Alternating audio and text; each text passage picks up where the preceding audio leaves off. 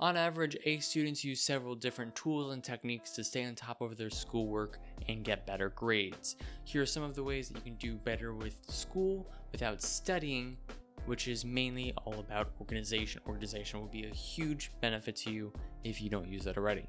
Let's talk about that.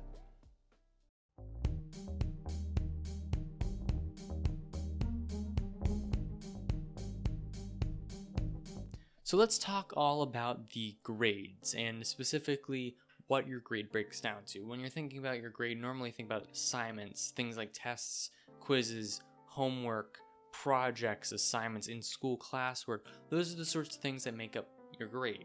Those are the assignments, the points that's associated with. There are a lot of different things that are associated with your grade, including the characteristics that you carry. Things like being self-disciplined, being interested in the topic, and being organized are a huge benefit towards your grade. If you think about it, homework and tests are really broken down to different characteristics, different habits that can be used. For example, the self-discipline to actually do homework outside of school when someone's not telling you to.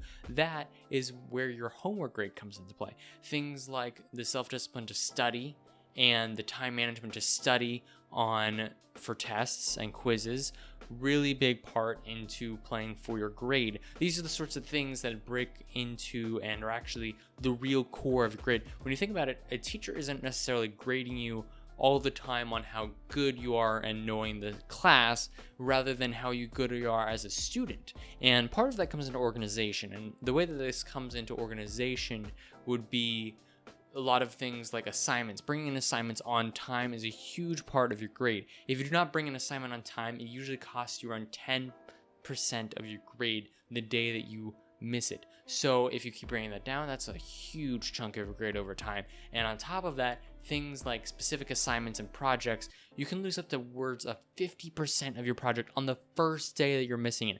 That's a huge amount of points for losing it all at once. So some of the ways that we can combat this are having various systems, which we'll talk about in just a couple of seconds. But one of the things you can use is have your phone set up reminders to remind you about certain projects and assignments, keeping an agenda book to write down all the assignments that you have up, and to really use a system, which we'll talk about in 2 seconds. And on top of this, you want to make sure that you have your things ready beforehand. Things like papers, turning in essays and papers and stuff, super important that you print it out the day or multiple days beforehand, because a lot of people lose a lot of points when they don't turn in the day of, and a lot of the times that's because they try to print it the day of, and what happens is the printer ends up breaking or something goes wrong, technical issues, and you lose a lot of points. Now, a lot of people wonder, how hard is it to get organized and how hard is it to stay organized? Organization is really just about maintaining organization.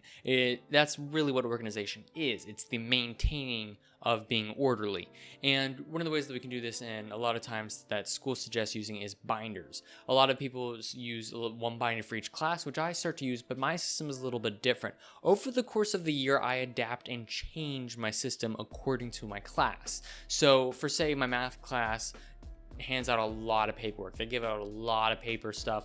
I tend to either upgrade that binder to a slightly larger size, or I give that binder more room in my bag. Another thing that I might notice is that one of my classes, maybe German and psychology, aren't taking up a lot of space in terms of paper. What I'll do is I'll get rid of one of the binders and I'll condense it down. I adapt my system based off of the classes that I have at hand, and it really helps in the long term with keeping up with that. Another thing you can do is getting rid of assignments. These 2 things will really help you stay organized. What you want to do is basically at the end of a semester or a marking period or maybe a big test, you want to get rid of the paperwork and the other stuff that you don't really need. One of my teachers used to give me weekly assignments called current events, where you'd write basically a summary of events in the news, and then you turn it in, and that would be a weekly assignment.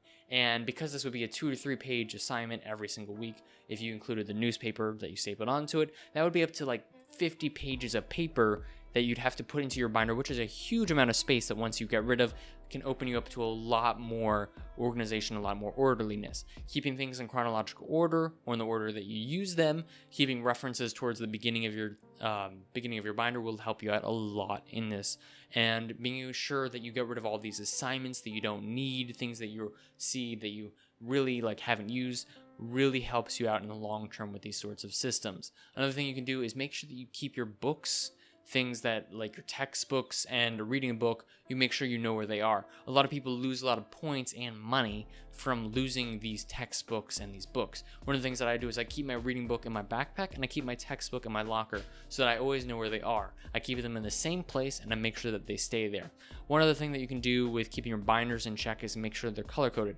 And of course, that when you go through the system, people are like, oh man, it must be so hard to get organized, stay organized. Really, it's as hard as you make it for yourself, as hard as you make your system for yourself.